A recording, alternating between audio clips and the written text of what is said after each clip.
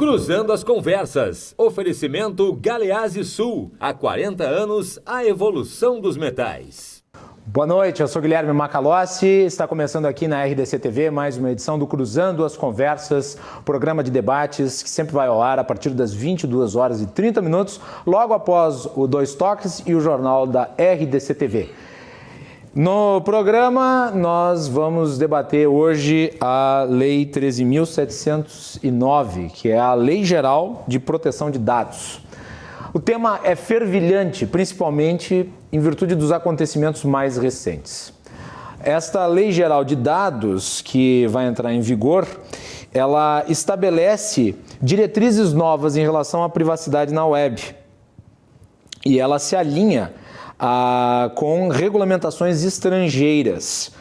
Ela foi publicada no dia 14 de agosto do ano passado, se eu não me engano, acho que foi, né? Foi ano passado. Isso. E ela, depois de um período de vacatio legis, que é o período em que a lei ela fica aguardando a adaptação a ela agora vai entrar em vigor.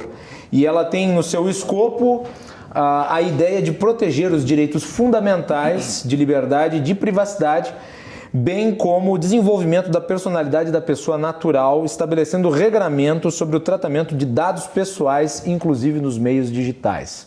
Então, é um assunto que diz respeito a todos nós que somos internautas, né? Todos nós somos pagadores de impostos e todos nós somos internautas.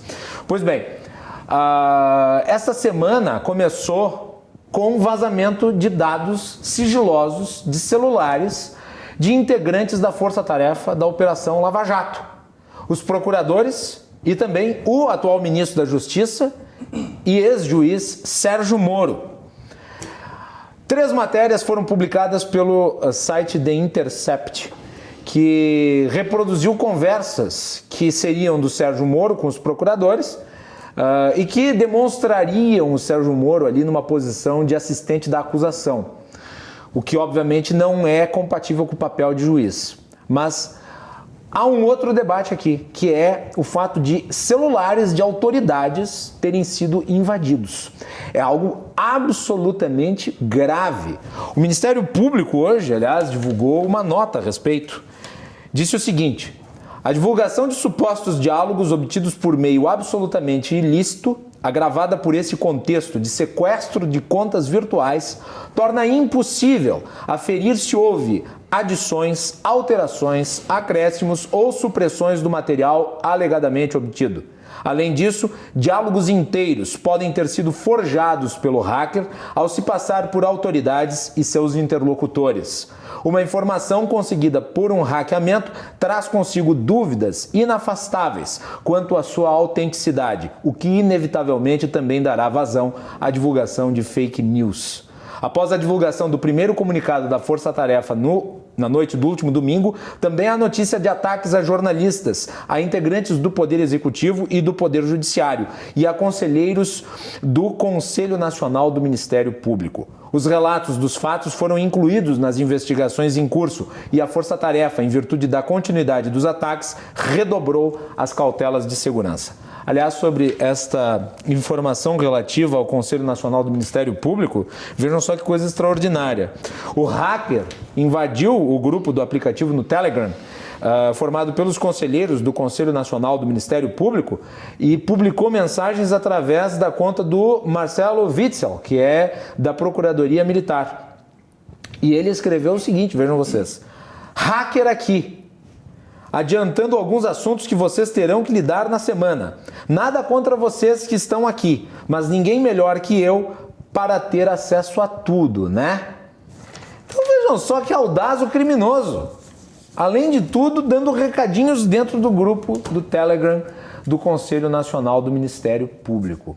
É óbvio que este fato é um crime gravíssimo, que não se insere como coadjuvante de tudo isso que está se falando até aqui sobre essas informações que foram obtidas pelo The Intercept.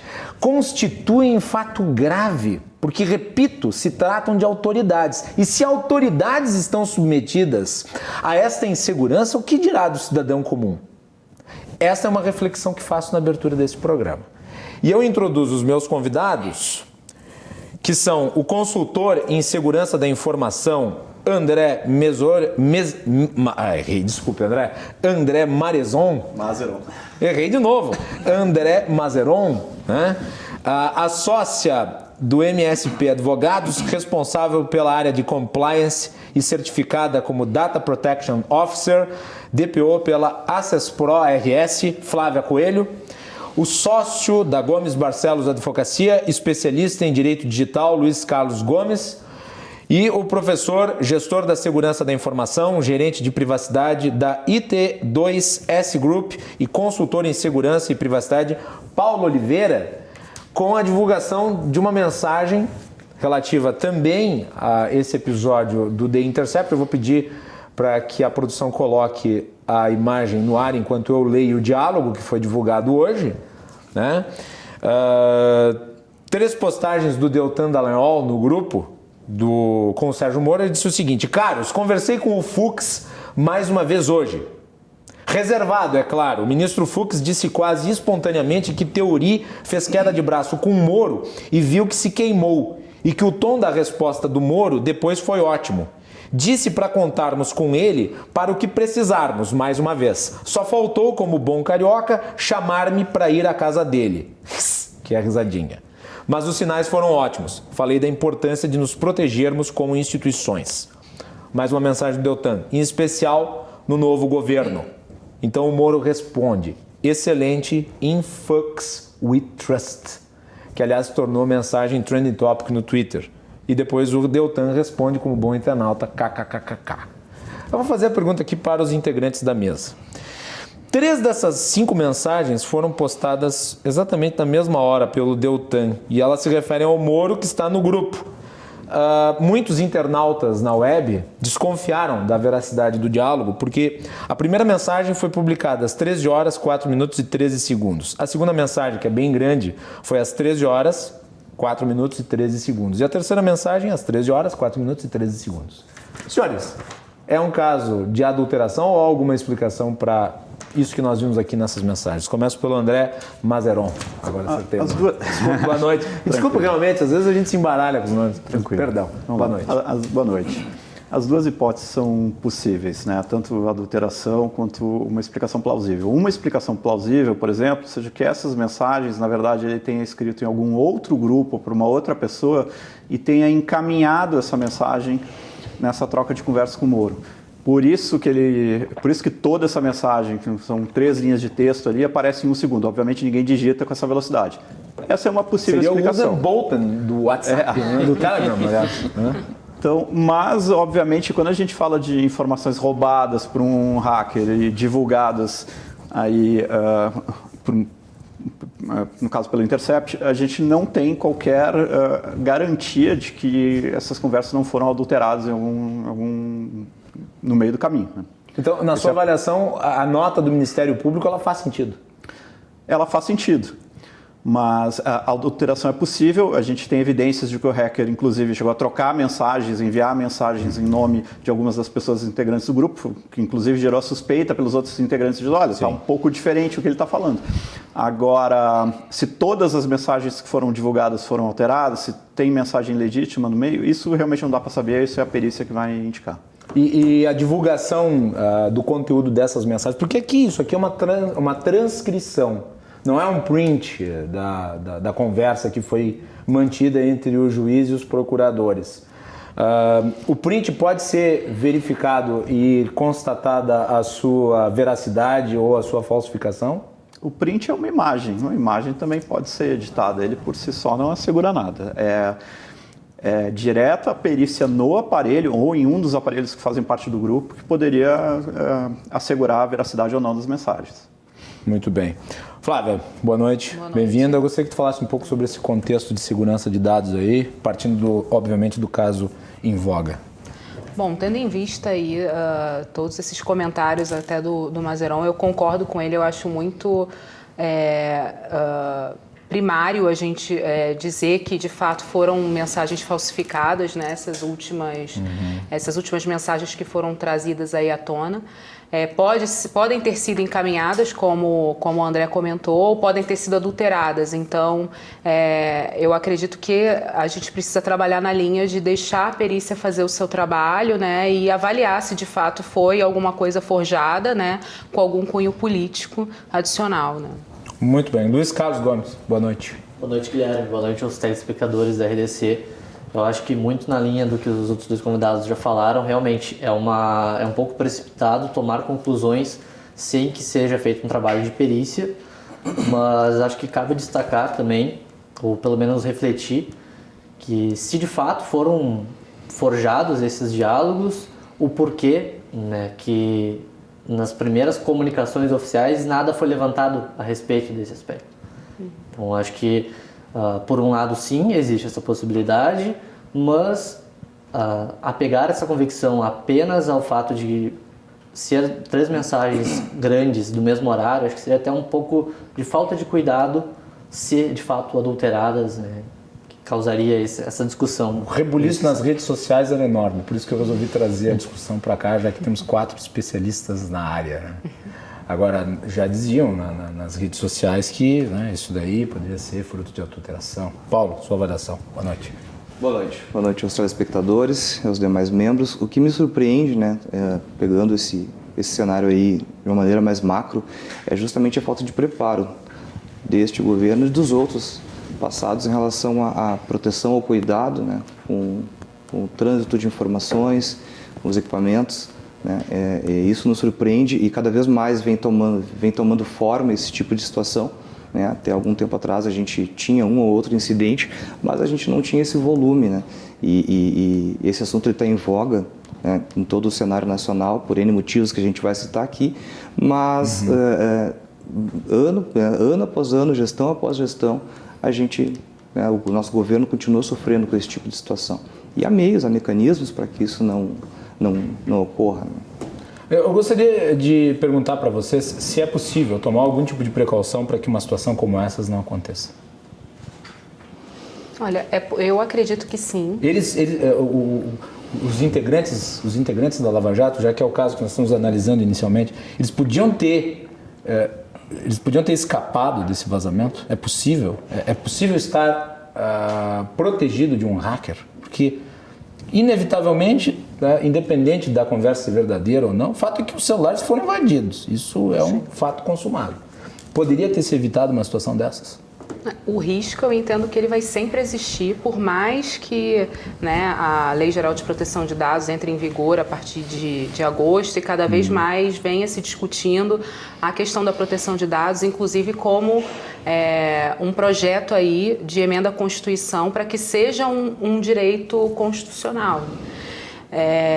Mas o fato é que cada vez mais os organismos, né, as empresas, o governo, eles vão ter que ter processos muito bem estabelecidos em termos de segurança. Né? Então, em termos de treinamento de profissionais, do que precisa ser tratado de forma mais confidencial, né? O que existe risco? Será que o Telegram era um aplicativo seguro para se utilizar de conversas num nível de importância de assunto que estava sendo discutido?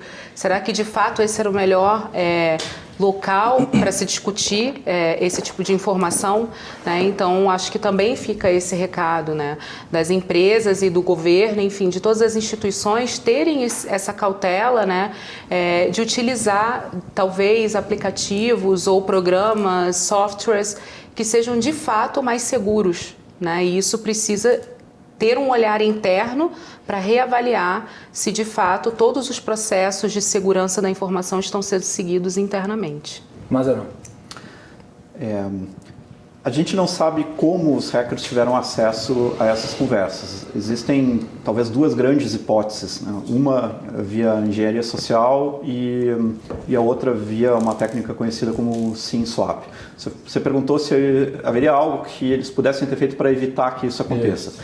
Quando a gente fala de engenharia social, sim, há coisas que ações que a gente poderia tomar, a gente pode explorar, vamos ter tempo para conversar sobre isso hoje.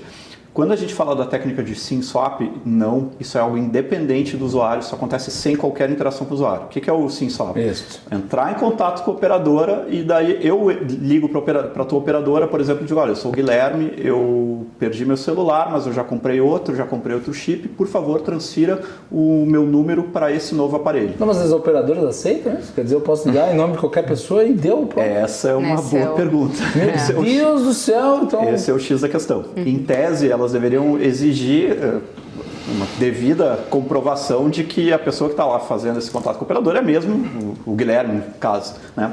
Entretanto, já aconteceram casos aqui no Brasil onde tem funcionários de operadora que são integrantes das quadrilhas de sequestro do celular. E daí essas pessoas, como têm acesso interno aos sistemas, elas contornam todos os processos e mecanismos de segurança e elas, com acesso direto aos sistemas da operadora, fazem de forma ilícita essa transferência da tua linha para um outro chip. E daí o sintoma para o usuário é que o equipamento dele para de funcionar. Você não consegue mais fazer ou receber ligações, perde o acesso à internet e tudo.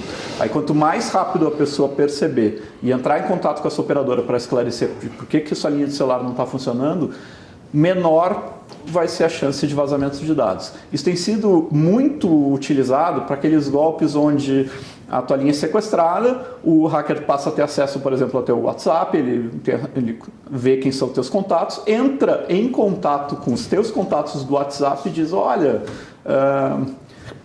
Pois é, né? Sou teu primo, sou teu amigo aqui, passei por uma situação de aperto financeiro, tu teria como fazer um pagamento aí para um número de uma conta que eu vou te passar aqui pelo WhatsApp e semana que vem eu te pago.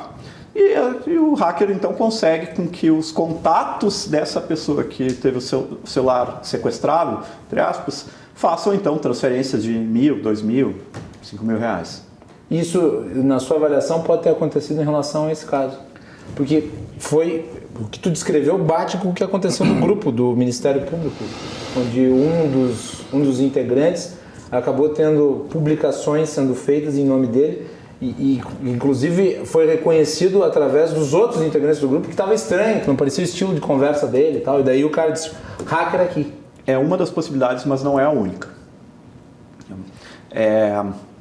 Me parece, pelo que eu li, que no caso do ministro Sérgio Moro, talvez tenha sido isso, porque eu lembro de ter lido uma das várias matérias que saíram que ele teria percebido esse sintoma de que o aparelho dele teria parado de funcionar. Mas existem outras técnicas que permitem a um hacker ter acesso a todas essas conversas do Telegram, do WhatsApp e tudo, sem precisar interferir no funcionamento do seu aparelho. Aí entram as técnicas de engenharia social, porque todos esses programas eles permitem que tu tenha acesso a essas conversas a partir de outro dispositivo, como por exemplo o teu desktop ou laptop pessoal. É muito mais cômodo, em vez de ficar lá digitando no tecladinho do celular, você consegue usar o teclado do computador para mandar e receber mensagens. Esse acesso, essa liberação do computador para ter acesso ao WhatsApp, ao Telegram, ela passa por um mecanismo de autenticação, onde esses aplicativos normalmente te enviam um código que você tem que validar através do próprio aparelho para dizer, olha, estou confirmando que esse computador realmente pode passar a ter acesso à minha conta do WhatsApp ou quero instalar o cliente do Telegram nessa máquina.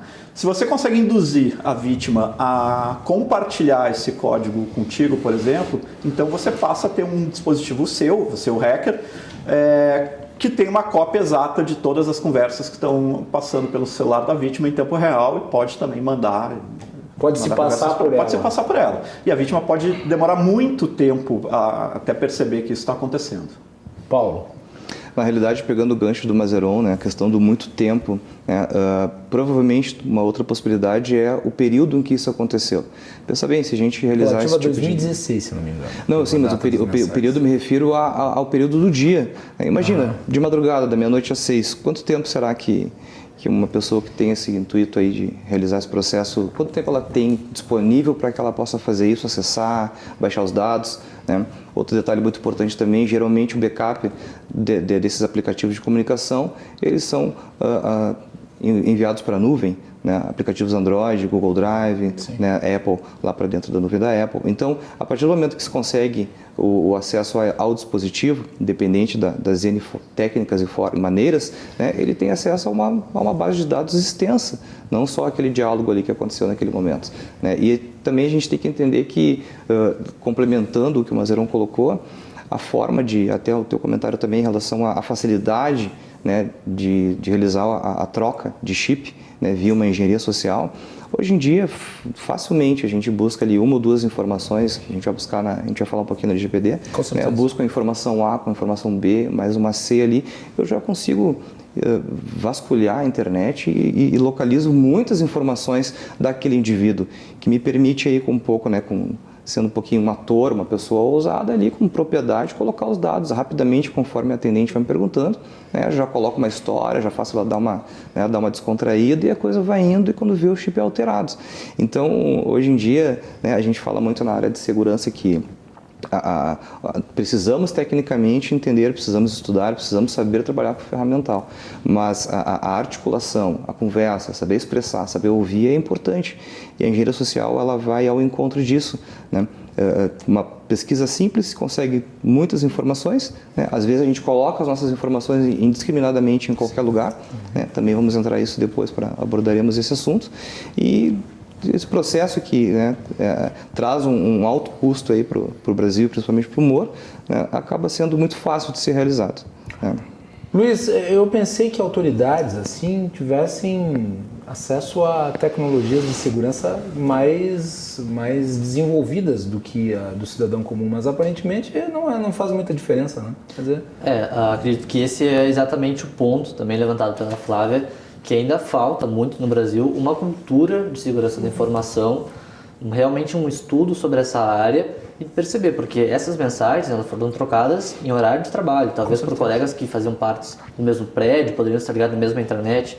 Então, existem outros meios de se trocar esse tipo de mensagens que não passando por fontes externas, servidores externos, como é o caso do Telegram.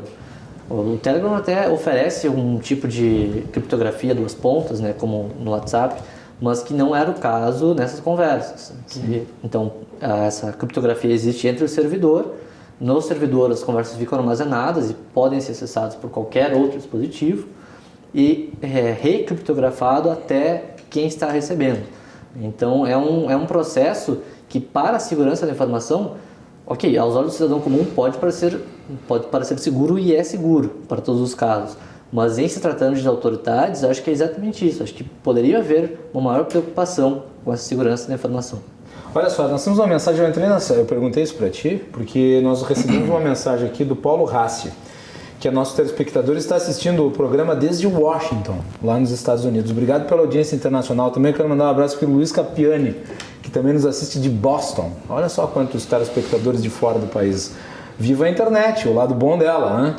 Agora, ele pergunta aqui, ele disse que está acompanhando o programa pela relevância da discussão e ele gostaria de saber o que os especialistas da mesa acham a respeito de autoridades estarem utilizando ferramentas sem uma garantia de segurança como WhatsApp e Telegram para a troca de mensagens sensíveis. Afinal, são questões de segurança pública.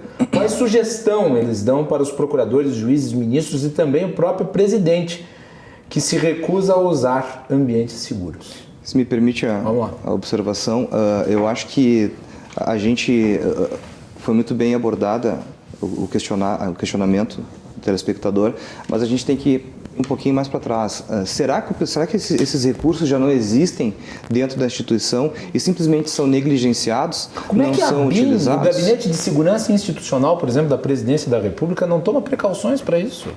Eu percebo, de novo, uma certa negligência, porque já houve outros casos também em que esses órgãos se manifestaram informando que dispõe de tecnologia, dispõe de ferramenta, de processos, só que se não for seguido, se não for dado uma atenção para isso, não adianta, de nada serve.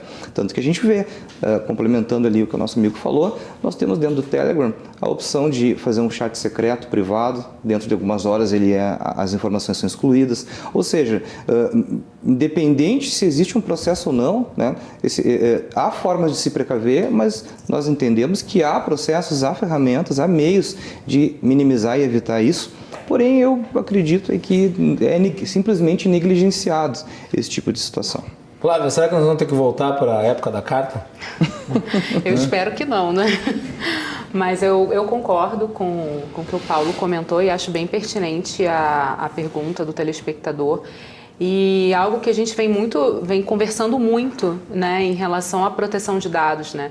Não adianta as empresas, as instituições implementarem processos, regras, se as pessoas não forem muito bem treinadas e souberem os impactos que o vazamento daquela informação pode causar, né, por ter sido negligente, né? Então eu acredito que precisaria muito reforçar um treinamento interno, né, em termos de pessoal mesmo, saber o que está acontecendo, o que isso pode acarretar, né, em termos de vazamento de dados, o que isso pode representar para aquela instituição e até hoje, né, para a segurança jurídica do país, né, o que a gente está conversando hoje, né.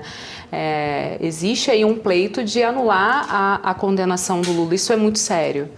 Então, eu acho que tudo isso tem que ser levado em consideração no momento em que a gente está implementando processos de segurança, reforçando essa segurança interna, mas principalmente focando no lado de treinamento das pessoas envolvidas. Mas, Ana, sabes que eu ouvi uma notícia esses dias de que o Bolsonaro, quando ele acorda de manhã, isso não é mentira, tá? A primeira coisa que ele faz é pegar o celular e entrar nos grupos de WhatsApp dele e passar informações. Imagina o presidente da República usando assim indiscriminadamente o WhatsApp. Ele não é cidadão comum. Ele não é a tua tia, por exemplo, que pode ficar compartilhando corrente na internet. Ele é uma autoridade, a principal do país. É exatamente o que eu ia comentar, não especificamente do Bolsonaro, mas tu comentou do papel do Gabinete de Segurança Institucional, né, de como ele está agindo, o eventual omissão nesses casos.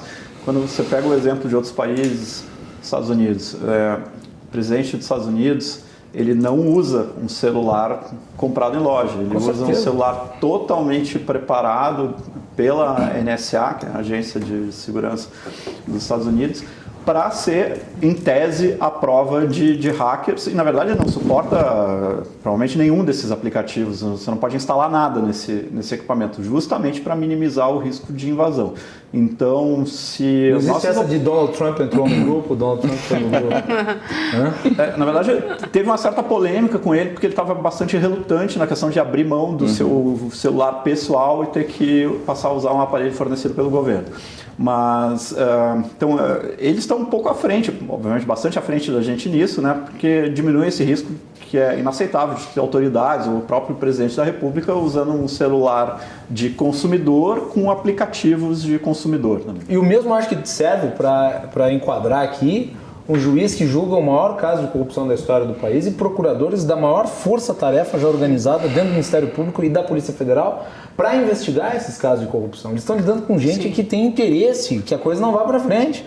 E, obviamente, eles têm que se precaver, eles não podem ficar utilizando um BlackBerry. Aliás, na época em que as investigações começaram a surgir os primeiros envolvidos, todo mundo fazia a troça dos envolvidos porque a investigação tinha pego eles através de mensagens de BlackBerry.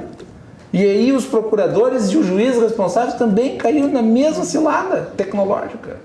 Luiz, vamos lá. Existe uma disparidade muito grande, até saindo um pouco do mundo virtual, a gente vê que juízes que julgam casos importantes, como o Moro, têm segurança pessoal, então andam de carro blindado, moram em lugares com segurança.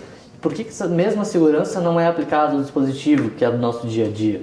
E todos os outros meios de comunicação. Então é exatamente o que está sendo bem reiterado aqui, que é a questão de cultura, de treinamento e de internalização, de que aquelas informações podem ter repercussões muito negativas se virem à tona como vieram. Tem uma mensagem aqui do nosso... Esse aqui está dizendo o seguinte: boa noite, já que todos estão no exterior, também estou assistindo o programa no Pinhal da Serra City. Mas acho que felizmente eles não tinham proteção em seus celulares e pudemos ter acesso a todas essas maracutaias que fizeram para manter o Lula preso e vencer uma eleição. Comentário: eu não acho que seja felizmente, independente do teor das conversas, né? Porque agora é com eles, daqui a pouco é com outros. Se me permite a observação, complementando o que o Luiz falou, né? Foi muito bem colocado a questão. As pessoas elas utilizam, né, carro blindado, utilizam segurança, colete. Por quê? Porque isso é visível, é material, tangível, tangível, a gente toca nisso. Agora, a segurança da informação, né, que já é totalmente tangível, porque as consequências a gente sofre, ainda não é perceptível pela maioria das pessoas, principalmente o alto escalão. Então, a gente está falando de quê? De cultura. A gente está falando de interesse, né, na segurança das informações que estão no mundo virtual. Então, poxa, né, mais para frente nós vamos abordar aí a Lei Geral de Proteção de Dados. Se a alta direção, que nesse caso é o nosso governo, não está comprometido com isso no dia a dia, como cobrar dos colaboradores, que somos nós? É a mesma coisa depois no tópico da LGPD. Se a alta direção não estiver envolvida no projeto, como que os colaboradores também vão estar envolvidos? Então é cultura. Tem que partir da alta direção, que é o nosso governo, né, este empenho, né, em seguir as normas e procedimentos que estão lá descritos. Né, só que eles simplesmente optam por não fazer e fica por isso mesmo. Muito bem. Vamos falar sobre a Lei Geral de Proteção de Dados, já que fizemos esse introito aqui relacionado à Operação Lava Jato, que é o caso da semana. Nós vamos voltar a falar das consequências políticas disso na sexta-feira. Mas eu gostaria de abordar o tema específico do nosso programa. O chamariz, obviamente, foi esse episódio. Mas vamos falar aí da Lei Geral de Proteção de Dados, Lei 13.709. Para quem está nos acompanhando, pode pesquisar sobre a lei na internet, dando um Google. E daí vai ter lá toda a legislação. Qual que é a avaliação que vocês fazem desta Lei Geral de Proteção de Dados? E no que ela pode trazer de benefícios aos internautas? Muito bem. Mazzaron. A gente está um pouco atrasado nessa questão de privacidade de dados. Se a gente pega outros países, tem países que há mais de 20 anos têm legislação vinculada à proteção de dados pessoais. A Europa fez uma grande iniciativa há alguns anos atrás, que é a GDPR, que é uma fonte de inspiração, talvez, da Lei Geral de Proteção de Dados. E desde o ano passado isso já está rodando, isso já está no ar, as empresas já estão sendo penalizadas por infrações. Então o Brasil chegou um pouco atrasado nisso e mais que isso, ele chegou pela metade. Né? Então a gente tem uma lei que define determinados direitos que as pessoas vão ter vinculados à privacidade dos seus dados, define determinadas penalidades, tudo, mas de fato, as regras de como isso vai acontecer no dia a dia ainda não estão lá. E vão ser definidas, vão ser regulamentadas pela Agência Nacional de Proteção de Dados, que é um órgão que sequer foi constituído ainda. Então, as regras do jogo, elas vão ser definidas na prática muito perto da entrada em vigor da lei. Esse é um ponto que gera uma certa preocupação para todos. Muito bem. Claro. Bom, complementando aí o que o Mazzaron muito bem colocou, né? O Brasil, ele realmente, de fato, está atrasado em termos de regulamentação de proteção de dados, muito embora já tenha algum dispositivo na nossa Constituição prevendo como direito constitucional, como uma garantia constitucional o direito à privacidade, né? Mas se a gente comparar, por exemplo, com a Alemanha, que tem uma legislação fortíssima em termos de proteção de dados, que eles levam muito a sério essa questão, a gente realmente está bem atrasado, né? Como é que funciona lá? Tem alguma noção de quais são as garantias que a legislação alemã traz para os consumidores? Lá é bem sério. Eu trabalhei numa multinacional por muitos anos e a gente teve um incidente de vazamento de dados. Na verdade, não foi um vazamento de dados. A gente mandou com o nome da pessoa incorreto para um outro colaborador da mesma empresa um e-mail. Tá? Não tinha informação pessoal. Mas aquilo, só por ter o nome da pessoa, veja bem, só o nome da pessoa incorreto, já foi escalonado internamente como algo grave, porque já estava dando acesso ao e-mail daquela pessoa, né, que foi enviado incorretamente para outra. Então, quer dizer, eles estão muito avançados nisso. Eu não acredito também que a LGPD vai chegar nesse nível de detalhe e de penalidade em tão curto prazo, né? Até mesmo porque a gente tem um longo caminho a andar. Então ela é uma lei inócua. Não, eu acredito que ela é uma lei que vai ser muito bem aplicada, mas a gente ainda tem um longo caminho a percorrer, justamente por questões culturais.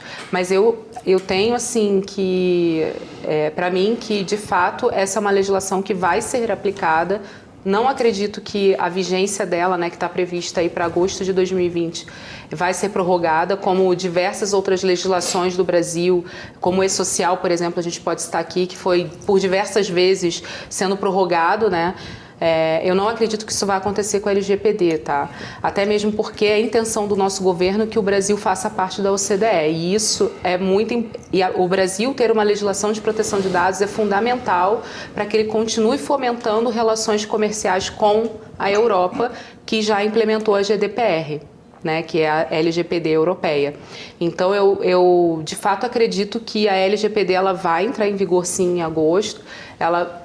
A gente ainda tem um longo caminho. Ela ficou 18 meses em vacatio legis, se eu não me engano. Sim. É bastante tempo. É bastante tempo. Muito mais do que um ano. Porque, na verdade, até que foi... Agora, recentemente, tem 2 semanas que foi aprovada a MP 869, que aprovou a criação da NPD. E sem essa agência reguladora, digamos assim, que vai discorrer e dispor sobre todos os aspectos, né, do guia prático mesmo, de como a lei ela deve ser observada, realmente a lei ela fica... Agora, como disse o Madeirão, tudo mais constante aqui aponta-se que a regulamentação que está sendo dada e o organismo que está sendo criado para gerir essa lei, para fazer ela ser aplicada, está sendo assim nas coxas, né? Como de costume no Brasil. Né? Vamos fazer de última hora, vamos improvisar alguma coisa, uma solução assim em cima do laço. Por isso que eu falo, é cultura, né? É cultura do brasileiro deixar tudo para cima da hora. A NPD foi autorizada a sua criação. 18 meses teve para organizar a coisa, eles colocaram no ar agora a agência reguladora, para não regular nada. E ainda não foi criada. Foi autorizada, mas ainda não foi criada. Luiz Carlos. Esse é o resultado assim, da falta de cultura de privacidade e proteção de dados que infelizmente existe no Brasil, por tudo que a gente estava discutindo. E da incompetência, que é cultural, né? A incompetência é a mais antiga das tecnologias brasileiras. Né? Mas assim como a Flávia falou, acredito que sim, a LG vai entrar em vigor em agosto, porque ela tem um aspecto econômico muito relevante, que é realmente manter essas relações exteriores com outros mercados, com a Europa, especialmente com a Europa. Porque qual é o contexto, né, em que surge a Lei Geral de Proteção de Dados? É a economia digital. É a economia digital cuja matéria-prima são os dados. Então, era preciso, sim, delimitações do que é ou não é permitido. Quais são as regras do jogo. E é isso que a LGPD é. Ela traz as regras para as empresas do que pode ou que não pode fazer. Claro, também concordo com as críticas já feitas de que é atrasado, sim, é atrasado. Vai ser um pouco difícil essa implementação pela questão da falta de cultura no Brasil, mas não existe escapatória.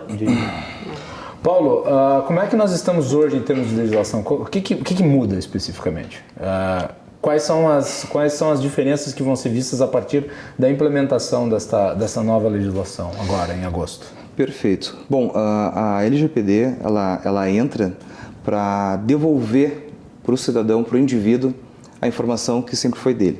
Então, até então, nós temos uma cultura de, a partir do momento que eu tive acesso àquela informação, eu posso fazer uso dela como eu bem entender.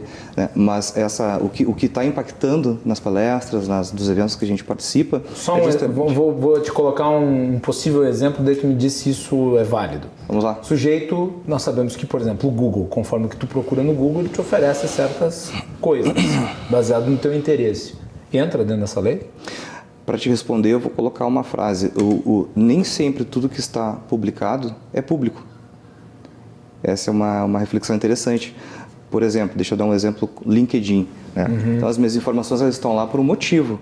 Para mim fazer um networking, para busca de uma oportunidade, para adquirir um conhecimento. Né? Então, as minhas informações eu publiquei lá, de livre e espontânea vontade.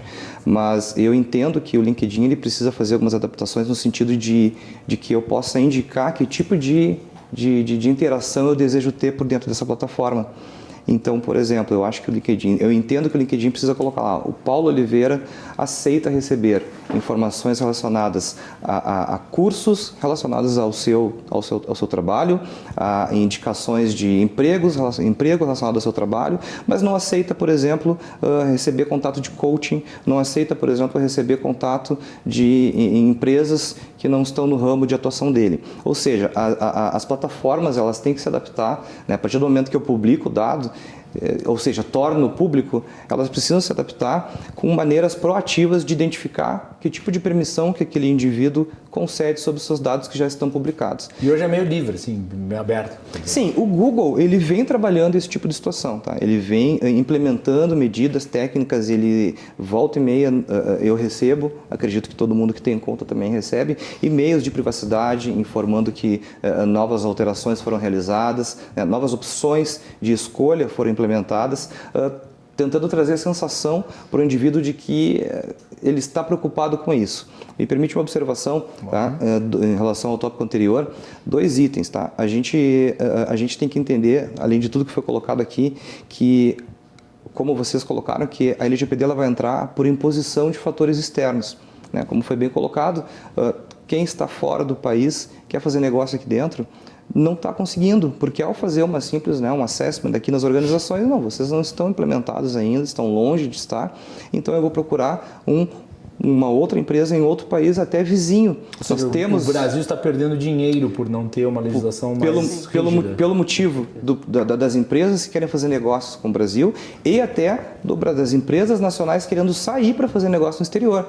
Também não estão conseguindo, porque elas estão despreparadas para receber e estão despreparadas para chegar lá e oferecer um produto. Os nossos vizinhos é que estão conseguindo negócios, porque eles já estão, como o Mazerão colocou, alguns já estão em estágios avançados da aplicação, da implementação. Nós temos Uruguai, Paraguai, nós temos ali... Poxa, até o Paraguai, né?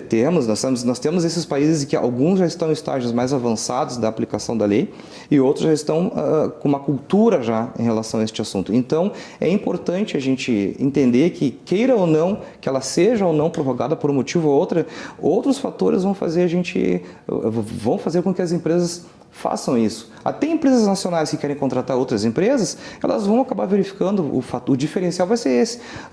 Você tem, então, privacidade implementada na sua empresa? Ah, não, mas a empresa no outro bairro, na outra cidade, ali no outro estado tem. Então, eu vou nessa empresa. Então, de forma impositiva, isso vai acontecer, queira você ou não. Muito bem. Quem está nos acompanhando pode assistir o programa através dos canais 24 e 524 da NET, das redes sociais. Não deixe de mandar sua mensagem, a sua contribuição é muito importante. Esse é um tema de interesse de todos, afinal de contas, você que está assistindo pela web é um internauta e, obviamente, está com seus dados aí na internet. Então, nós estamos tratando do que os seus dados estão sendo alvo, né? Então, não deixe de participar, mande a sua mensagem pelo Facebook ou pelo WhatsApp que está aí na sua tela. Nós vamos fazer um intervalo e nós voltamos em seguida para continuar analisando aqui a situação da segurança de dados no Brasil.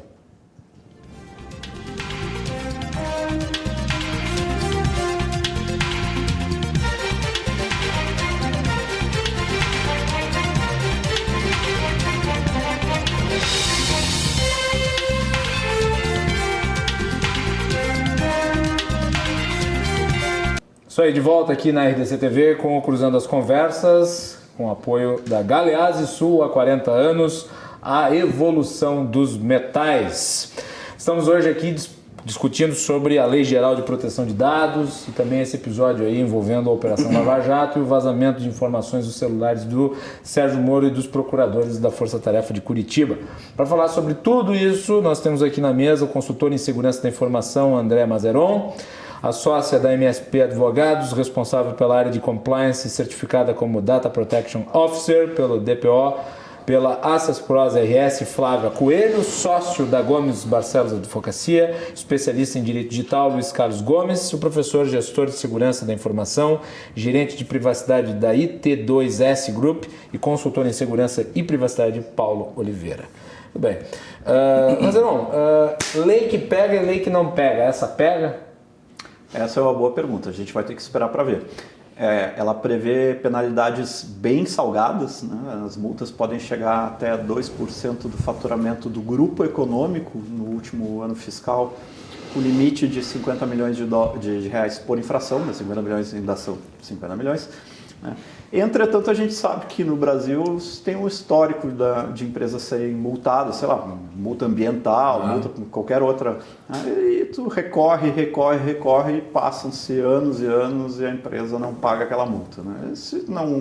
Se não há, de fato, o desembolso financeiro, talvez não haja a pressão para a empresa, de fato, se adequar aos requisitos da lei.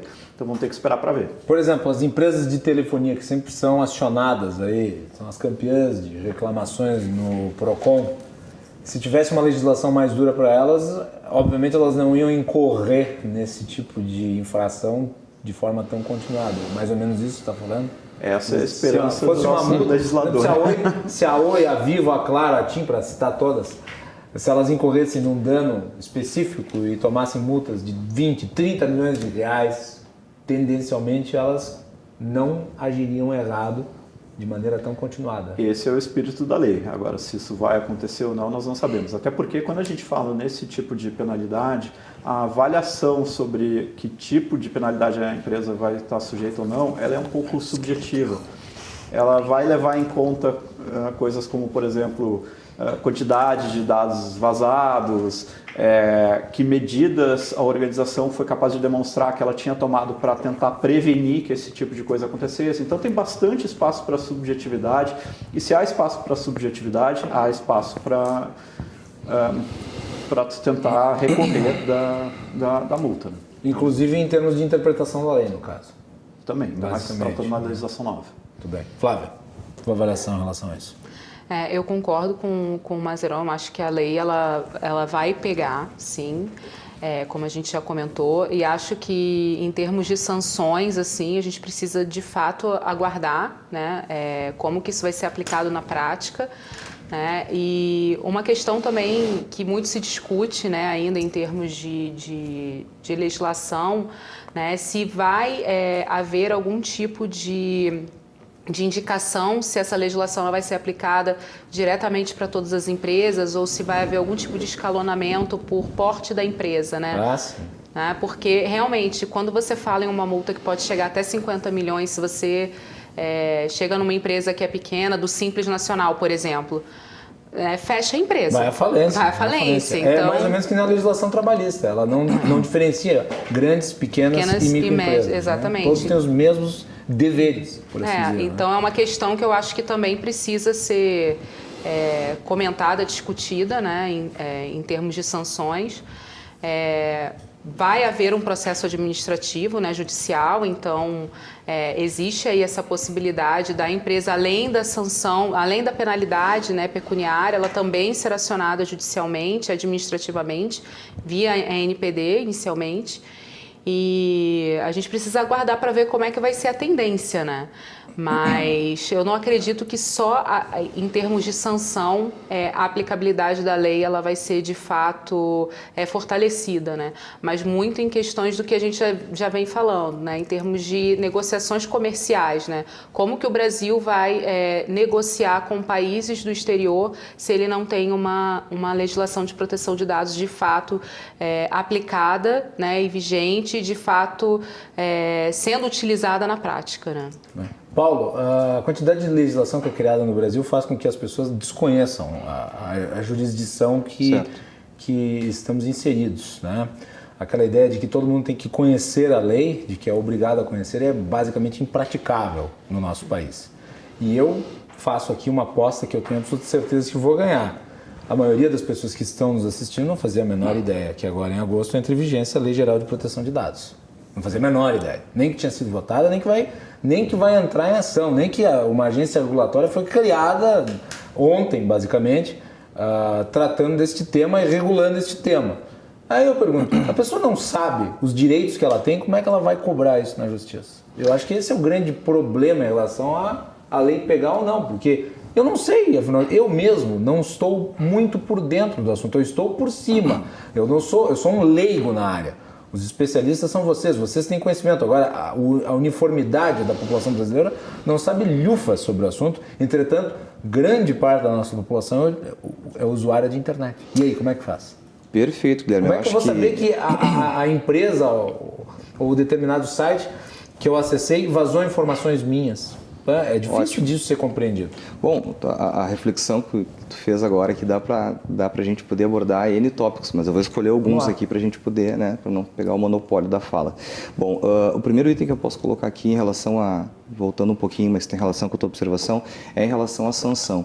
A gente falou bastante aqui de sanção, de repente isso ser prorrogado, a sanção, de entrar com recursos, mas a gente não pode esquecer que tem outro item que fala referente à notificação pública do vazamento, né? O quantificar a imagem da organização após a exposição dela. Não está definido exatamente em qual momento isso vai acontecer. Quando for constatado o vazamento do volume de dados de uma organização, consta a notificação pública deste vazamento, contendo a criticidade dos dados vazados, contendo a quantidade, o que foi feito, o que está sendo feito para corrigir, né? E também demonstrando a origem deste problema e o que foi feito para mitigar. Então, o primeiro item, né, agregado à sanção é risco à imagem. Isso é difícil de quantificar às vezes. Tá?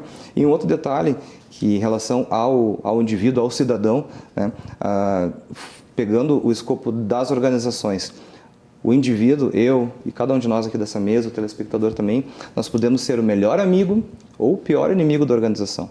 Porque, veja bem, tem um item agora na lei, quando ela foi,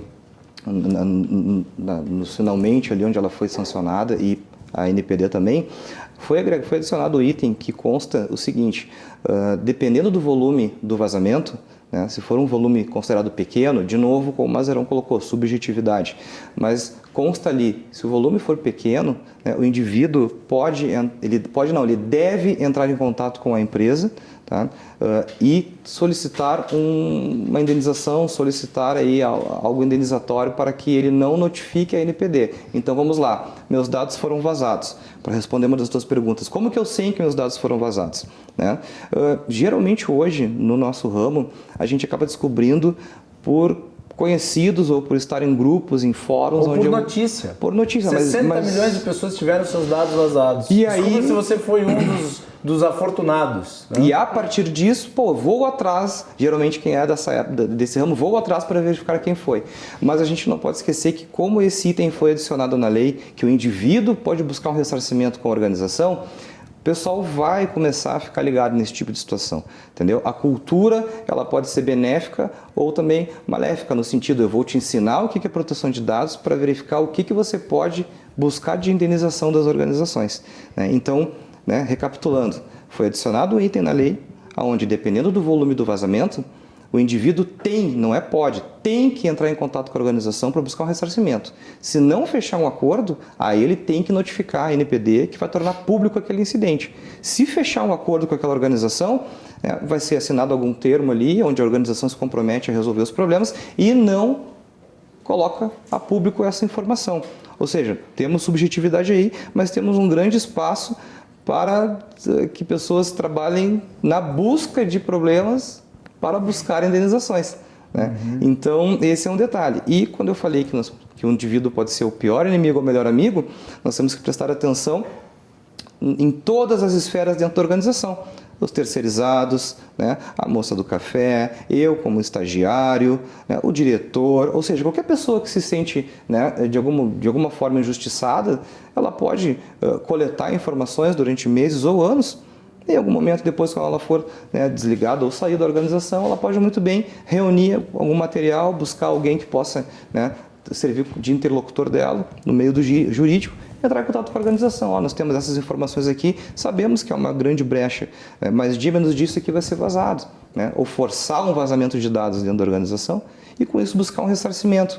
Então aqui nós abordamos vários tópicos, que é um outro item importante. A lei ela precisa ser implementada justamente porque a partir de agora cada um de nós, né, pode ser o melhor amigo da organização no sentido de fomentar a lei, de buscar adequação, ou o pior inimigo. Então as organizações elas precisam fazer algo que já devia ter sido feito há muitos anos. Tudo que a LGPD coloca não é nenhuma novidade, a gente não está reinventando, a lei não reinventa a roda. Ela fala de itens e assuntos que já foram abordados, são abordados há muitos anos insistentemente. Mas quando a gente fala de segurança da informação, colocar o retorno tangível disso é difícil, né? Por mais preparado que seja. Então, não se priorizava ou ainda não se prioriza investimentos nesse segmento. Então, itens que já deviam, né, estar aí consolidados nas organizações, agora é que ganharam uma sobrevida para que seja implementado. Classificação de dados, né, gestão de identidades e análise de tráfego de rede, o que a pessoa digita, se passa dado sensível pela rede ou não. Ou seja, uma série de conjuntos aí que a gente vai retomar agora por força da lei. Luiz Carlos. Abriu um leque bem grande. Nossa. Agora para o debate, mas também com relação às sanções, vejo que é uma coisa que eu costumo brincar também, que a lei trouxe uma sanção implícita, que é justamente a imagem da organização no mercado. E isso também quebra uma empresa.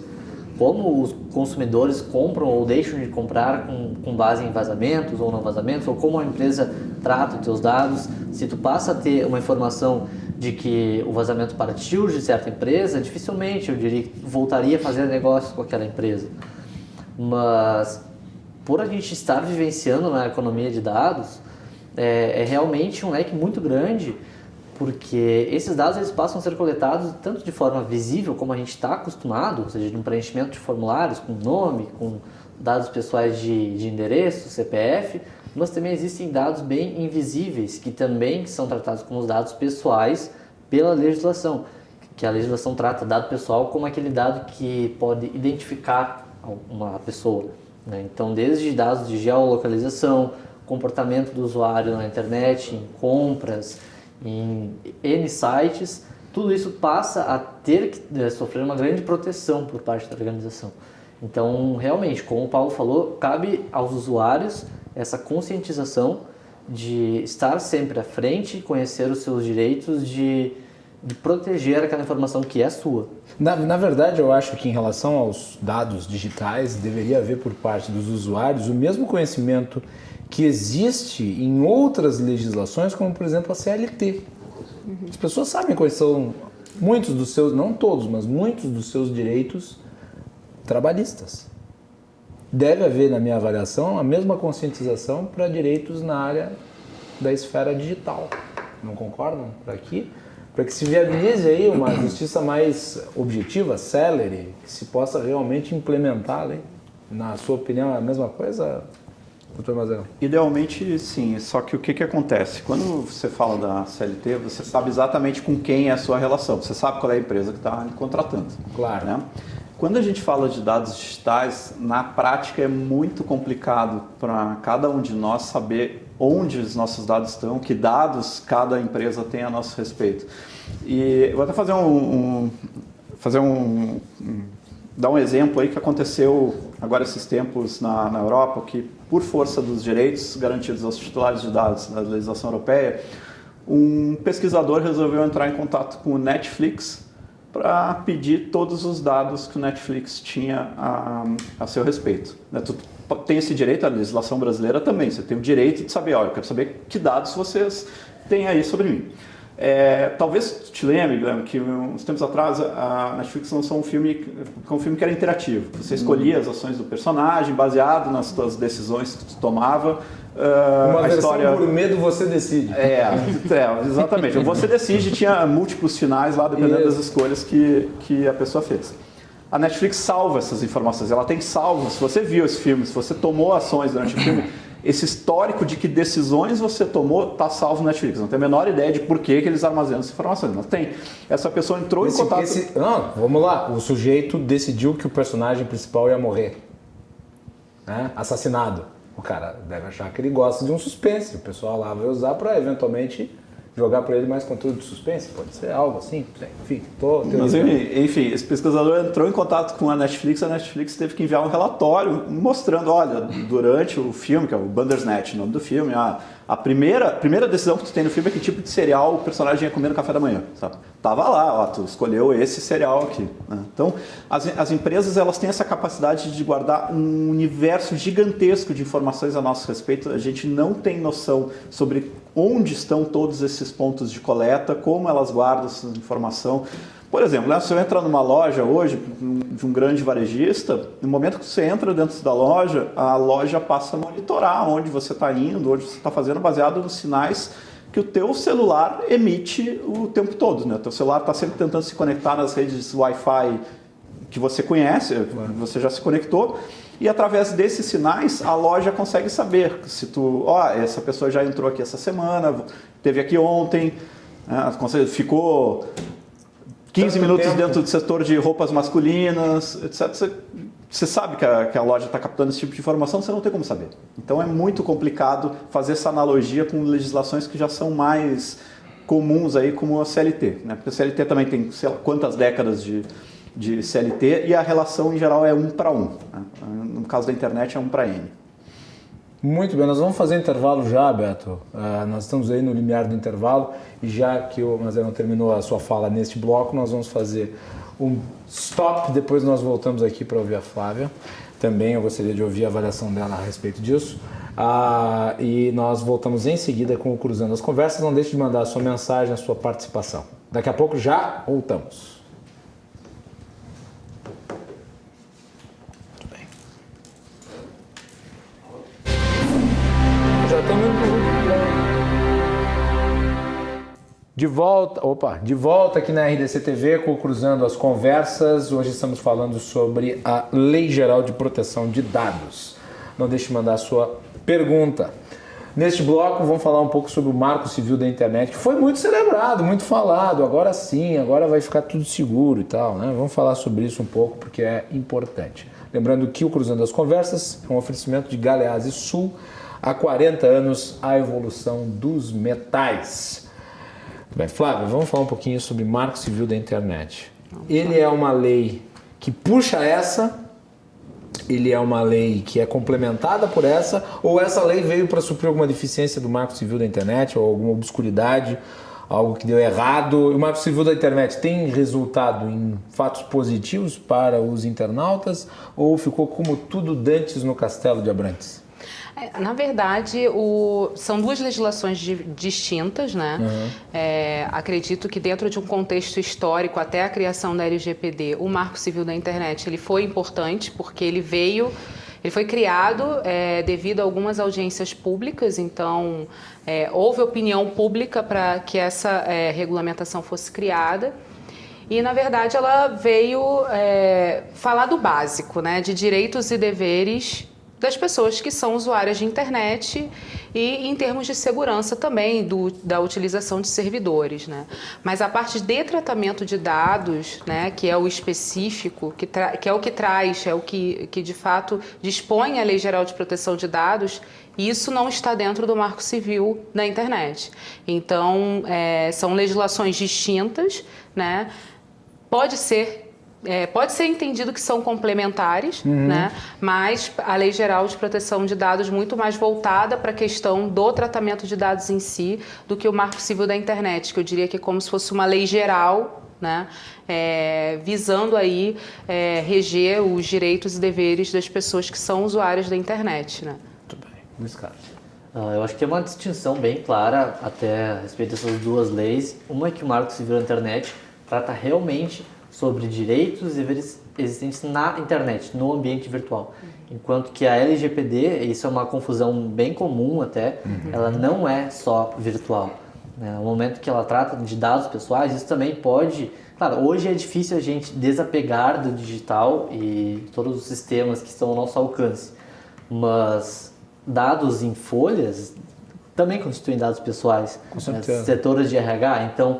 A abrangência da LGPD, acredito que ela seja maior nesse aspecto, né? E também quando foi editado o Marco Civil da Internet, várias questões atuais hoje apenas engatinhavam, né? Com a própria inteligência artificial ou o Internet das Coisas, o IoT, que utilizam muitos dados. Então, por isso eu vejo com a LGPD como uma boa evolução nesse campo. Mas o Marco Civil, ele está sendo satisfatório nos seus resultados? Muitos falam que ele tem uma proteção exagerada a provedores, né, que assegura que eles não divulguem certos conteúdos de usuários, então isso constituiria uma certa proteção aos provedores, às organizações. Eu acho que sim, ele vem cumprindo bem a função até o momento, mas como levantado pela Flávia também, a LGPD veio para complementar e tapar esses buracos ainda que ficaram insatisfeitos. Vamos trazer aqui um caso que eu acho que é importante de ser mencionado, porque talvez tenha sido mais famoso em termos assim, de dados utilizados. Foi o do Facebook. O Facebook perdeu muito dinheiro e gerou uma série de críticas à sua atuação pela venda de dados indiscriminada de seus usuários.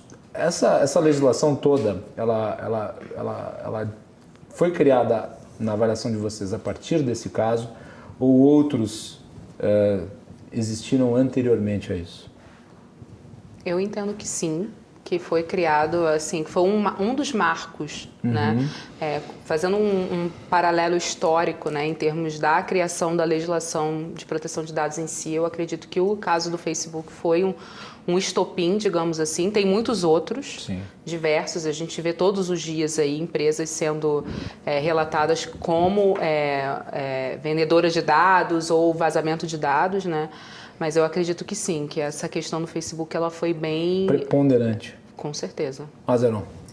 O caso do Facebook é particularmente preocupante porque... A rede social mais usada no mundo, né? Não só pela quantidade gigantesca de usuários, mas também pelo uso que eram dados para esses dados. O caso mais notório do Facebook, porque o Facebook tem diversos problemas de segurança já reportados, era envolvendo a Cambridge Analytica, que usava as informações que o Facebook fornecia para tentar, de certa forma, manipular resultados de eleições, como o Brexit, como a eleição dos Estados Unidos, porque ela era capaz de entender qual a orientação política de determinado usuário do Facebook e podia usar essas informações para mostrar para esse usuário mais notícias ou mais anúncios com um determinado viés político. Então isso é extremamente grave. Isso inverte a ideia original da internet. Porque a internet, como é que ela surgiu? Como a ampliação de horizontes. Quer dizer, vamos ter acesso a um infinito número de informações. Só que a tendência da internet foi se prendendo aos algoritmos, que são retenções de informações dos usuários de alguma maneira, aquilo que ele acessa, aquilo que ele tem, digamos, preferência. E conforme os algoritmos foram se consolidando, as informações que foram sendo disponibilizadas para os usuários passaram sempre a ser de acordo com o gosto deles. Isso criou bolhas na internet, quer dizer, o universo visível dentro da internet é muito limitado, de modo que você está na internet não é você estar necessariamente aberto ao universo de informações que existem ali dentro e que é cabedal imensurável, mas ele fica muito restrito. Exato. A internet ela tende a agir como uma câmara de eco. Você acaba seguindo páginas ou perfis nas redes sociais, por exemplo, que têm ideias mais próximas às suas. Então, aquilo só você acaba se convencendo cada vez mais das suas próprias opiniões. Então, ao invés de expandir horizontes, de trazer o contraditório, de te expor ao contraditório, cada vez mais você fica fechado no seu mundinho. Mas isso é um pouco da natureza humana. Eu acho que não tem muito que a internet por si só possa fazer a respeito. Se você pega seu círculo de amizades, naturalmente você acaba orbitando mais em todas aquelas pessoas com quem você tem certa afinidade. É simplesmente o mesmo comportamento humano levado para o mundo digital. Muito bem. Paulo? Uma situação que a gente consegue enxergar, com o que foi falado até o momento, são os radicalismos, né? Complementando o que todos colocaram aqui na mesa, o fato da gente perseguir uma mesma linha de raciocínio nos faz ter a ilusão da certeza e com isso nós não temos o contraditório exposto. Com isso a gente pode não refletir a respeito e sempre tudo que for o contrário do que a gente entende e aprecia não é bom. E isso gera os radicalismos que a gente vê hoje na internet, né? As pessoas elas não conseguem argumentar, discutir de uma maneira a buscar entender o ponto de vista do outro, né? Ou seja, a empatia é um item que é uma palavra que eu sempre tento colocar em pauta sempre, porque em todo lugar a gente consegue ver essa situação, a falta de empatia. Se você não tem a mesma consciência que a minha, não me serve então para discutir. Eu não tenho o interesse de ver o teu lado e verificar se de repente é interessante, vale a pena, ou eu posso mudar minha opinião. A gente, como o Mazeron colocou, nós temos uma bolha e qualquer coisa que ameace a quebra, né, o estouro dessa bolha é um inimigo e a gente não quer.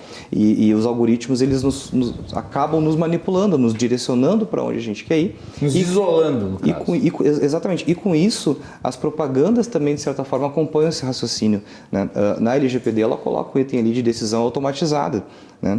Por exemplo, no início, quando ela foi criada, Caso o indivíduo se sentisse, né, constrangido ou falta de informações por uma decisão automatizada de algum algoritmo, a segunda avaliação pela LGPD deveria ser realizada por uma pessoa, né, por um indivíduo natural. Depois houve uma alteração na lei onde ela colocou que poderia ser realizada essa avaliação por um segundo algoritmo diferente em relação à discriminação. E agora ela voltou, então, por último, né, à pessoa natural. Então, ou seja, por que para vocês três aparecem, né, nas mídias sociais ou em qualquer outro lugar a compra de um carro novo do ano 2019 ou 2020? E por que para mim só aparece revenda de carro usado? Né? Eu estou dando um exemplo aqui só para a gente entender. Eu posso daqui a pouco me sentir discriminado por aquela rede social que eu estou frequentando, né, e eu posso exigir uma verificação. Por que eu só vejo determinado assunto e as pessoas ao meu redor, né, genericamente falando, semelhantes a mim, veem informações diferentes? Você não acha também que os internautas são tanto quanto preguiçosos? Em que sentido? São preguiçosos. Eu desculpe você que é internauta, mas em geral o internauta é preguiçoso. Vamos pegar aqui o caso. Mas, né, olha que os telespectadores não querem ouvir isso. Olha a bolha. Eu não tô nem aí. Olha a bolha. Eu não tô nem aí. Sou pago para opinar e moderar. Mas agora é fato. As pessoas hoje em dia elas não acessam mais a internet em si. Elas acessam redes sociais. E as redes sociais servem como uma espécie de busca de semelhantes, receptáculo, né, de informação. Então, por exemplo, a pessoa não vai mais, por exemplo, no site do UOL ou no site da RDC TV. Ela não entra www.rdctv.com.br. Eu duvido que a maioria das pessoas entrem num site, vão lá na área, no local onde se digita o site e digitem o site. As pessoas não fazem mais isso. Elas estão no Facebook, no Twitter, no Instagram e elas esperam que a informação caia na cara delas, para que então elas decidam clicar. E no Facebook nós nos tornamos, isso é um fato, meus amigos, nós nos tornamos reféns do Facebook. Tudo tem que estar no Facebook. Você tem que criar uma página no Facebook, você tem que postar o link no Facebook. Se você não postar o link no Facebook, não tiver a sorte do link cair na cara da pessoa que você quer que leia, para essa pessoa ela não vai acessar. Quem aqui não tem uma mãe, uma tia, uma avó, uma pessoa, né, com mais experiência de vida que nos passa, olha meu filho, olha meu neto, olha aqui, vai explodir, estão pegando, né, caixões e a vacina não funciona, e manda pra gente com temor, não, porque eu vi, está no Face. Puxa, mas com uma avaliação de 5 segundos ali a gente vê que não confere.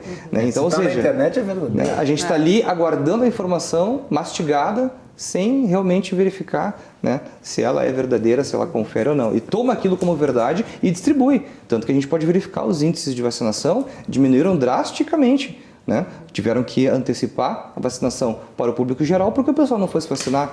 E qual o principal motivo? A gente fala com as pessoas na rua, até pessoas esclarecidas, a vacina não está funcionando, ela tem outro objetivo. Sim, mas tu entendeu o ponto que eu peguei aqui, né? É que as pessoas simplesmente elas deixaram de acessar a internet e elas passaram a acessar apenas as redes sociais. Sim. Né? Que virou um instrumento de acesso à internet. Quer dizer, tu acessa a internet por meio das redes sociais e não mais diretamente. Sem a validação da verdade. Exatamente. E eu levanto um outro problema ainda, porque o Facebook, ele realmente, concordo contigo, que tornou as pessoas mais preguiçosas. Com certeza. Até por conta de aplicativos que as pessoas baixam. Né? Então, aplicativos muitas vezes que não são tão idôneos ou tão claros com relação aos dados pessoais que coletam, mas que propositalmente ou não colocam ali uma grande tela de cadastro, mas também deixa a opção ou faça login com o seu Facebook. E o Facebook, como tu bem levantou, Guilherme, é um receptáculo de informações. Continuamente. Tudo está lá. Então, automaticamente aquele aplicativo, que às vezes a gente não sabe a origem, passa a ter as informações que estão no Facebook.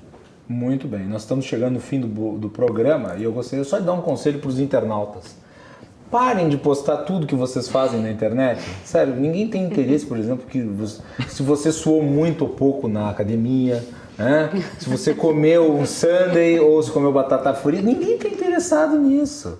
Aliás, eu passo aqueles stories no Instagram, não pela curiosidade de ver o que as pessoas estão fazendo, mas porque aquela bolinha, ela fica colorida, ela me incomoda, e daí eu tenho que passar tudo aquilo para não ficar colorido. Mas sério, as pessoas elas vão em determinado lugar, elas fazem o login, elas têm que mostrar que elas foram não sei aonde, elas têm que mostrar que elas comeram não sei o que, elas têm que comentar que foi na academia, que voltou da academia, que foi no banheiro, que saiu do banheiro. vocês estão fornecendo dados. Né?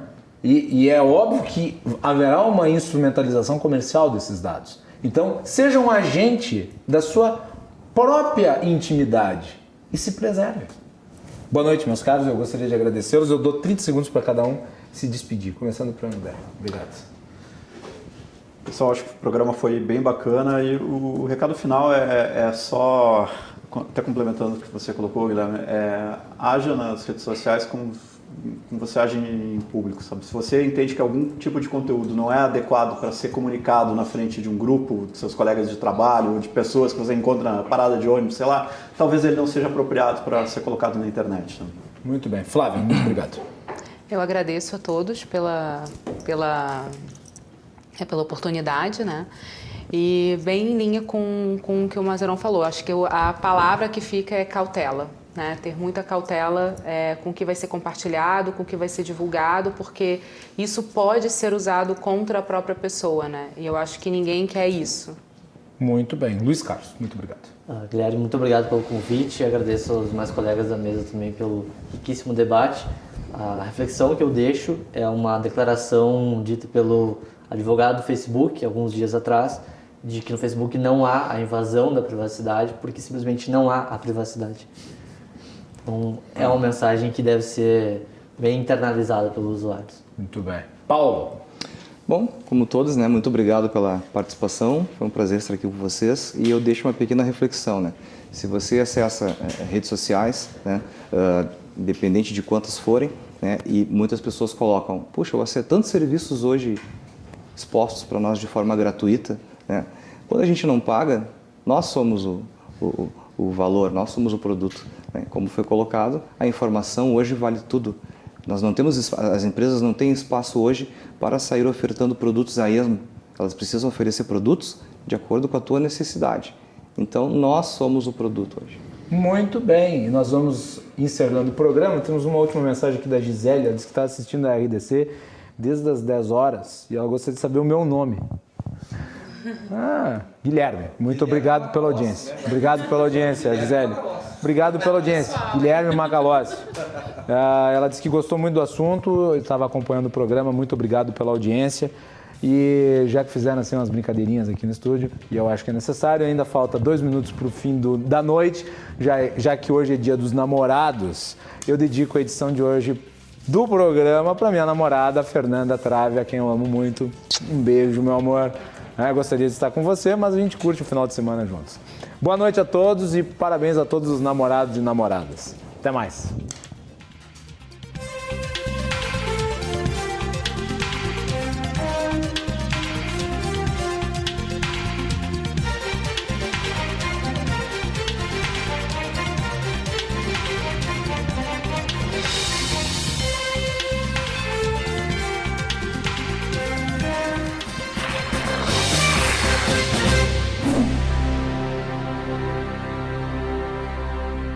Cruzando as conversas. Oferecimento Galeazzi Sul. Há 40 anos, a evolução dos metais.